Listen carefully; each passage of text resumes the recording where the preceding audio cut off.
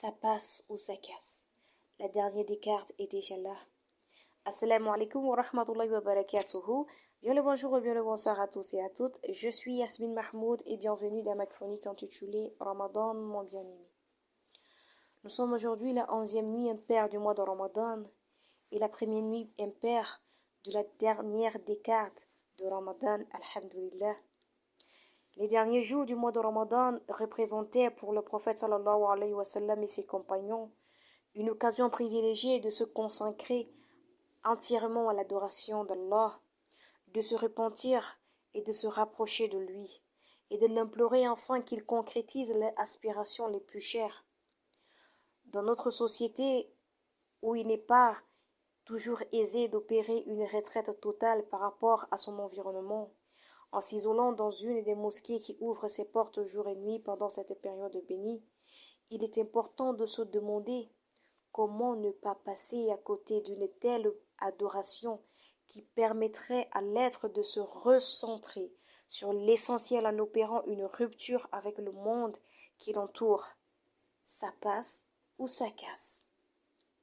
Cette rupture, même si elle ne peut s'opérer dans un environnement rigoureusement fermé à une retraite dans un lieu déterminé, peut s'opérer intérieurement. D'ailleurs, le sens profond de l'irtikaf est de rechercher à détacher son cœur et son esprit de toute autre préoccupation que Dieu et d'orienter continuellement son corps, son âme, son être vers la direction de la Qibla.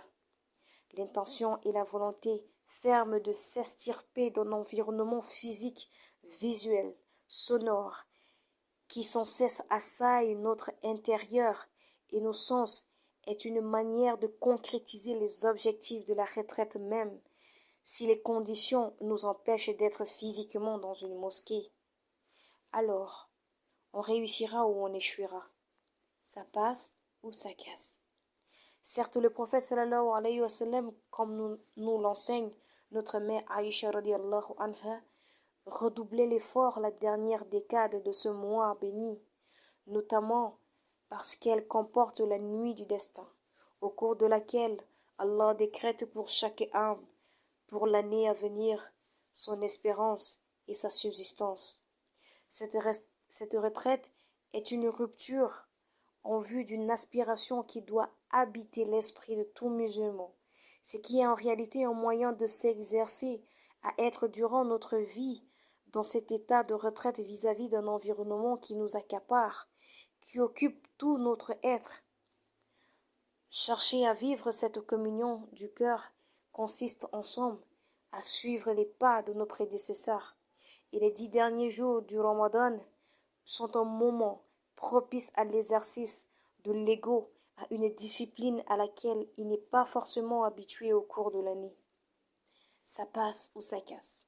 Cette période représente un moment idéal pour s'exercer à vivre cette quête permanente de l'excellence qui caractérise de manière intemporelle les êtres élus par Allah. Qu'Allah nous accorde la possibilité de pouvoir finir ces 10 derniers jours de Ramadan et qu'il nous accorde la nuit du destin en pleine adoration. D'ici là, prenez soin de vous. Dites à ceux que vous aimez que vous les aimez car la vie est courte et fragile. Moi je vous aime en Allah. Assalamu alaikum wa rahmatullahi wa barakatuhu.